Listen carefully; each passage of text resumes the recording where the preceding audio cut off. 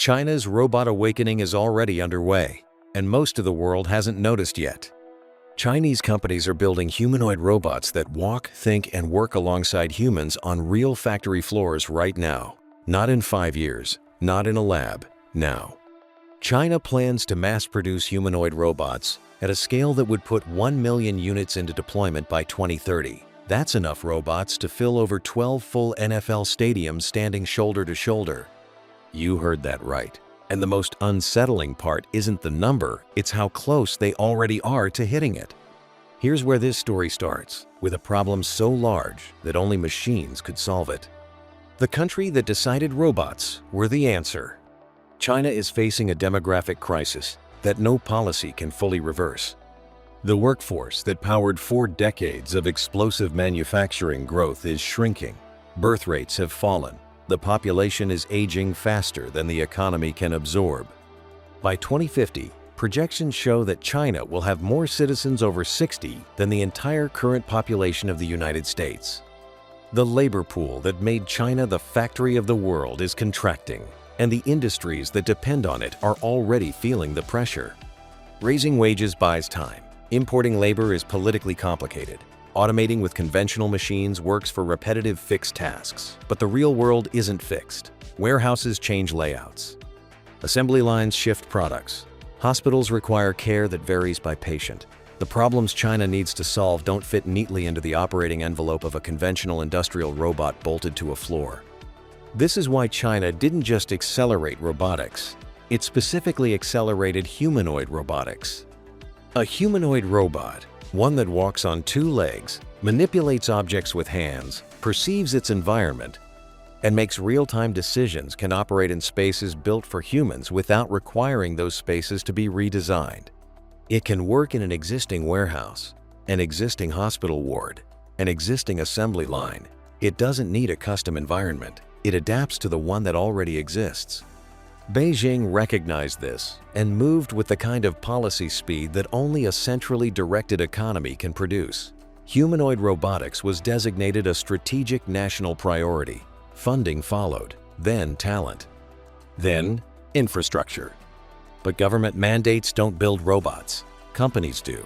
And what emerged from China's robotics ecosystem next was something the rest of the world genuinely wasn't prepared for.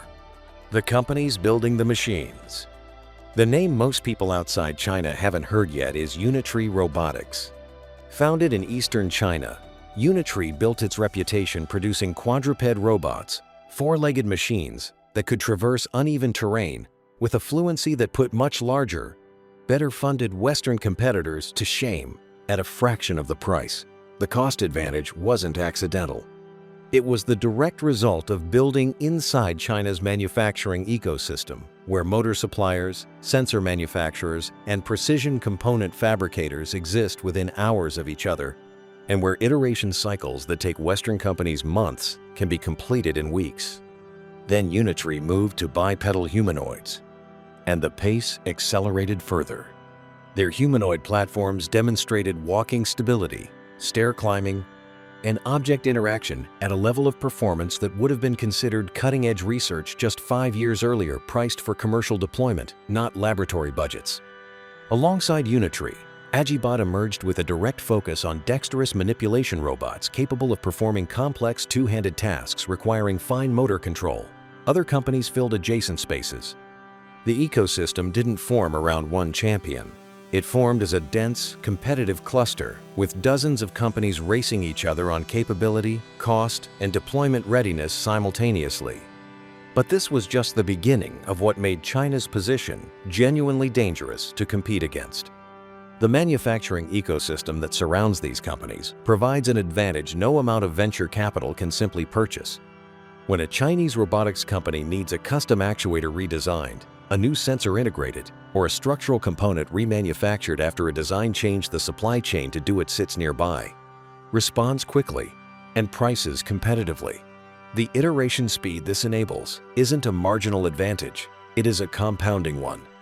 Every hardware generation arrives faster, gets tested sooner, and informs the next version more quickly than any competitor operating through a longer, more fragmented supply chain can match.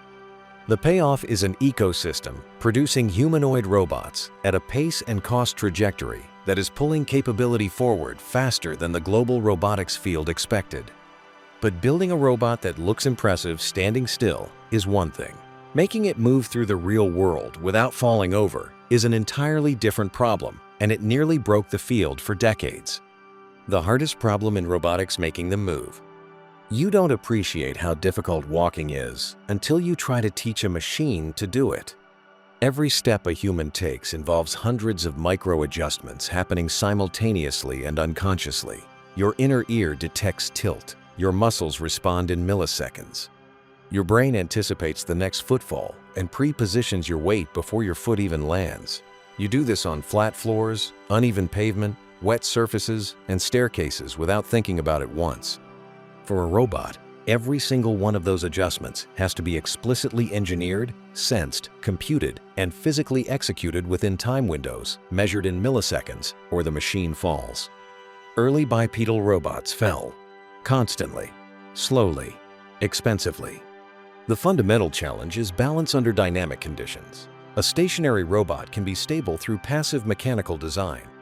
A walking robot is in a continuous state of controlled falling. Each step is a brief moment of imbalance that the control system catches and converts into forward motion before it becomes a collapse. The computational load of doing this in real time across an entire body of actuated joints while simultaneously processing sensor input from the environment pushed early systems well beyond their processing capabilities. Then came the breakthrough that changed everything, not in hardware, but in how robots learn to move. Reinforcement learning allowed robots to develop motion control policies not through manually programmed rules, but through simulated experience. A robot could fail millions of times in a virtual environment, learning from each failure, developing movement strategies that no human engineer would have designed, but that worked extraordinarily well in practice.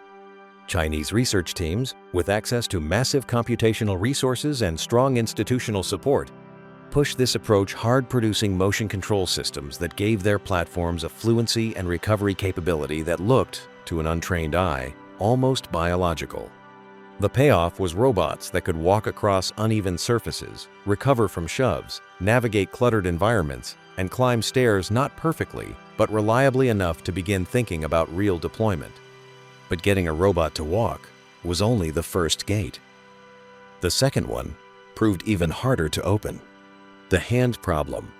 If you want to understand why humanoid robotics is so difficult, stop looking at the legs, look at the hands.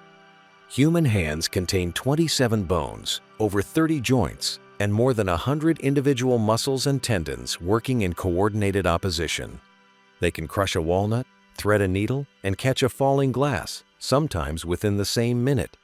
The sensory feedback running through your fingertips is so dense that you can identify the texture of a surface, the weight of an object, and the risk of it slipping from your grip, all before your conscious brain has registered what you're holding.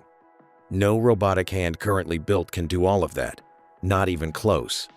The challenge isn't mechanical complexity alone, though that is immense. It's the integration of mechanical capability with real-time sensory feedback and AI-driven control that makes dexterous manipulation so punishing to engineer. A robotic hand that can grip objects firmly is straightforward to build. A hand that can grip objects with the right amount of force, enough to hold without slipping, gentle enough not to crush, requires tactile sensing at the fingertip level, feeding into a control loop that adjusts grip force in real time based on object weight, surface texture, and movement dynamics. But this was just the beginning of the manipulation problem. The real world is full of objects that are soft, irregularly shaped, fragile, or unpredictably slippery. Picking up a rigid metal component and picking up a ripe piece of fruit are completely different manipulation problems. Chinese robotics companies attacking this challenge are iterating through hardware generations at a pace that is narrowing the gap faster than most Western assessments predicted, combining novel actuator designs, high-density tactile sensor arrays, and AI models trained on enormous manipulation datasets to produce hands that are not human but are becoming increasingly capable of doing human work. The payoff of cracking even partial dexterity is enormous, Because a robot that can manipulate objects reliably unlocks an entirely new range of real-world deployments. But a hand that can feel nothing is still blind. And making a robot truly capable meant solving the perception problem next. Perception, sensor fusion, and seeing the world. A robot that can't accurately perceive its environment is not autonomous. It's a very expensive, remote-controlled machine.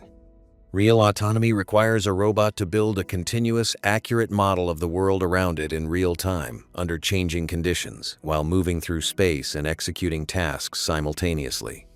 This is a sensory and computational problem of staggering complexity. Cameras provide visual data, but have no depth information on their own. LiDAR provides depth, but struggles with reflective or transparent surfaces. Inertial sensors track body movement, but drift over time. Tactile sensors register contact, but only at the point of touch. No single sensor solves the problem. Perception requires all of them working together. Sensor fusion, the process of combining data streams from multiple sensor modalities into a single coherent world model, is one of the most technically demanding aspects of humanoid robotics. The algorithms that do this have to reconcile data arriving at different frequencies with different noise characteristics from sensors mounted at different points on a moving body. They have to do it fast enough that the robot's decisions are based on a world model that reflects reality right now, not half a second ago. At walking speed, half a second of latency is the difference between stepping over an obstacle and walking into it. Then came the harder problem that perception researchers didn't fully anticipate. The real world contains things that sensor systems were not trained to handle. Unusual lighting conditions, transparent objects, surfaces that look solid but aren't, obstacles that appear suddenly from outside the sensor's field of view. Every perception failure in a real deployment environment is a potential safety incident, and unlike a software bug in an app, a perception failure in a 100-kilogram humanoid robot moving at walking speed has immediate physical consequences. Chinese robotics teams are addressing this through training data scale, building perception systems on datasets vast enough to expose the AI to the full range of real-world variability it will encounter. The manufacturing ecosystem again provides an advantage here. Deploying test robots across real industrial environments generates real-world perception data at a volume that purely laboratory-based programs cannot match. The payoff is perception systems that are becoming robust enough to operate in unstructured environments, not just controlled ones. But perceiving the world is only useful if the AI inside the robot knows what to do with what it sees. The AI that runs inside them. Perception tells a robot where it is. AI decides what it does next. And the gap between a robot that executes pre-programmed instructions and one that genuinely adapts to novel situations in real time is the gap between a useful machine and a transformative one. Most industrial robots in operation today live entirely on the pre-programmed side of that line. They are fast, precise, and completely helpless the moment something falls outside their programmed parameters. A humanoid robot operating in the real world cannot afford that fragility. The real world doesn't stay within parameters. The AI systems running inside China's most advanced humanoid platforms are built on a different architecture entirely. Rather than explicit programming, these systems use learned policies, behavioral models, developed through massive exposure to simulated and real-world data, capable of generalizing to situations they weren't explicitly trained on. The motion control policies, developed through reinforcement learning, don't just handle the specific walking surfaces they were trained on. They handle surfaces similar enough to those training conditions that the learned policy generalizes, producing appropriate behavior in novel terrain without explicit instruction. But this was just the beginning of what modern robotics AI is being asked to do. The frontier that Chinese researchers are now pushing into is whole-body task learning training, AI systems that coordinate perception, manipulation, balance, and navigation simultaneously as a single integrated policy, rather than as separate modules passing information between them. The practical difference is dramatic. A modular system where perception feeds into manipulation, which feeds into navigation, introduces latency and coordination errors at every handoff. An integrated policy makes all of those decisions simultaneously, the way a human nervous system does. The payoff of this architectural shift is robots that move and act with a coherence and responsiveness that modular systems simply cannot match, and that become measurably more capable with every additional hour of real-world deployment data fed back into training. But capability in a lab and capability on a factory floor are two completely different standards. And what happened when China started moving these robots into real industrial environments revealed something that even the engineers didn't fully expect. From lab to factory floor. The transition from research prototype to industrial deployment is where most robotics programs quietly fail. A robot that performs flawlessly in a controlled lab environment encounters the real world and discovers that the real world is messier, noisier, more variable, and less forgiving than any test environment could fully simulate. Lighting changes, floors are uneven, objects are placed inconsistently, human coworkers move unpredictably. The accumulated variability of a real operating environment exposes every assumption that was baked into the robot's training, and in early deployments, those assumptions fail regularly and in ways that are hard to anticipate in advance. China's robotics companies hit these problems, and then they did something that accelerated their development faster than any laboratory program could have. They kept deploying anyway.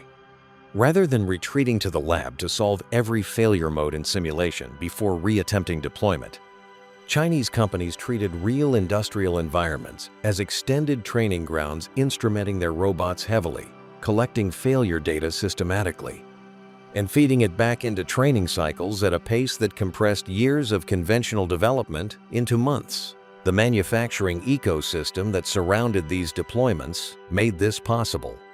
Replacement components, hardware modifications, and software updates could be turned around quickly enough that the deployment learning loop ran faster than anything a more cautious, more fragmented development program could sustain. The industries absorbing these early deployments were chosen deliberately.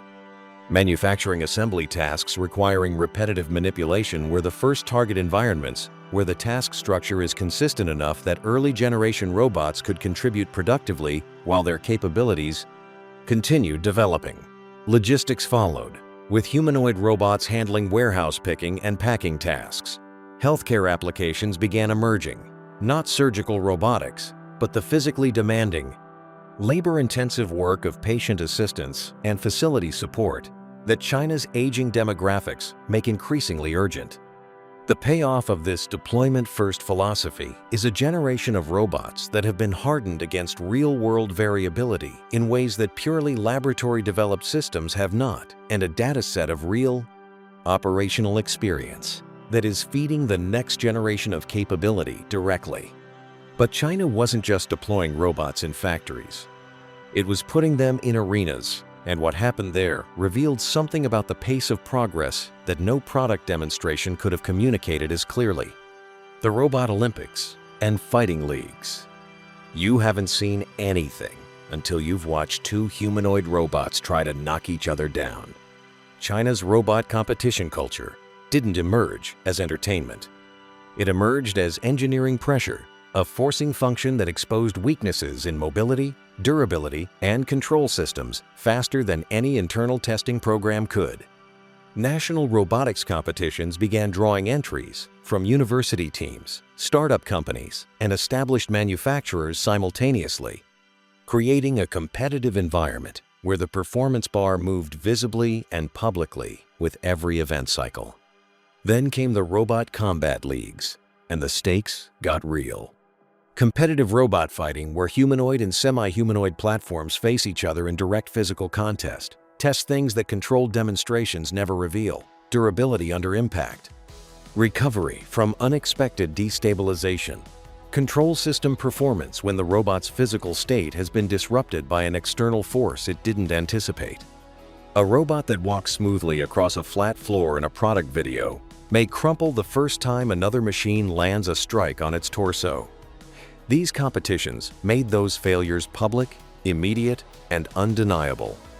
But this was just the beginning of what competition culture was doing to China's robotics development. The public nature of these events created accountability that internal development programs lack. When a company's robot falls apart in front of an audience, and that footage spreads across every major Chinese social media platform within hours, the engineering team goes back to the lab with a very specific list of failures to fix before the next event. This compressed feedback loop, running publicly and competitively, produced hardware durability improvements across the Chinese robotics ecosystem at a pace that private development alone would not have driven. Beyond the engineering impact, these events were doing something culturally significant. They were normalizing robots in public consciousness, making humanoid machines familiar, interesting, and eventually unremarkable to an audience of hundreds of millions. A population that has grown up watching robots compete, perform, and operate alongside humans is a population that will absorb large-scale robot deployment with far less resistance than one encountering the technology for the first time on a factory floor. The payoff of competition culture is an ecosystem that is simultaneously technically harder, publicly validated, and culturally prepared for what comes next, the moment robots stop being impressive and start being inevitable. The industrialization of intelligent labor. Here is the question that actually matters. At what point does a humanoid robot become cheaper than the human being it replaces? That crossover point is not a distant hypothetical. It is the specific target that China's robotics industry is engineering toward, and the trajectory of hardware costs, driven by manufacturing scale and component commoditization, is moving toward it faster than most labor economists have incorporated into their models. The first generation of commercially deployed humanoid robots carried price tags that made them viable only for high-value applications. The second generation cost less. The third generation will cost less again. This is not speculation. It is the same cost curve that played out in solar panels, electric vehicle batteries, and consumer electronics industries, where China's manufacturing ecosystem took an expensive emerging technology and made it cheap enough to deploy everywhere. But the cost of the hardware is only part of the equation. The other part is capability, and capability is improving simultaneously with cost reduction. A cheaper robot that can only do simple tasks has limited deployment value. A cheaper robot that can perform an expanding range of manipulation, mobility, and decision-making tasks displaces an expanding range of human labor. The convergence of falling hardware costs and rising capability is what makes China's robotics trajectory genuinely disruptive, not impressive, disruptive to global labor markets. Then came the strategic implication that most analyses miss entirely. China's manufacturing ecosystem doesn't just enable cheap robot production. It enables the mass production of robots that will then operate within that same manufacturing ecosystem, creating a compounding advantage. Chinese factories deploying Chinese-built robots generate operational data that feeds back into Chinese robotics AI development, improving the next generation of machines that will then be deployed more broadly, generating more data, improving faster. The feedback loop is self-reinforcing in a way that is extremely difficult for a competitor to enter from the outside once it reaches sufficient scale. The payoff of industrializing intelligent labor at this scale is a manufacturing cost structure that no human labor-dependent competitor can match, and an AI development advantage that widens with every robot deployed. But the full weight of what China is building here only becomes clear when you zoom out and look at where all of this is actually heading. What comes after the awakening? Step back from the individual robots, the competitions, the factory deployments, and the cost curves, and look at the whole picture. China is not building impressive robots. It is building the infrastructure to produce intelligent labor at industrial scale, and it is doing it with the same systematic ecosystem-level approach that it used to dominate solar manufacturing, electric vehicles, and consumer electronics. In every one of those industries, the rest of the world watched the early development phase and concluded that China was years behind. By the time that assessment was revised, the cost and scale advantage had already compounded beyond the point where it could be closed quickly. The robotics trajectory is following the same pattern, but the stakes are categorically higher. Solar panels and electric vehicles displaced specific industries. Humanoid robots capable of performing human-level physical labor across manufacturing, logistics, healthcare, and services don't displace an industry. They displace the cost structure of physical labor itself globally, across every sector that depends on human bodies to do physical work. The country that controls the production of those robots, the AI that runs inside them, and the data generated by their deployment, controls something more strategically significant than any single commodity or technology platform in history. And here is what makes China's position in this race genuinely alarming to its competitors. The awakening isn't coming. It isn't approaching. The factories deploying humanoid robots exist right now. The companies iterating through hardware generations exist right now. The training datasets accumulating from real-world deployments are growing right now. The cost curves are moving right now. Every week that passes without a competitive response from elsewhere in the world is a week of compounding advantage that accrues to an ecosystem that is already ahead, already scaling, and already feeding its own acceleration. China didn't just decide to build robots. It built the conditions under which robots build themselves better, faster, and cheaper with every passing generation, and then it started the clock.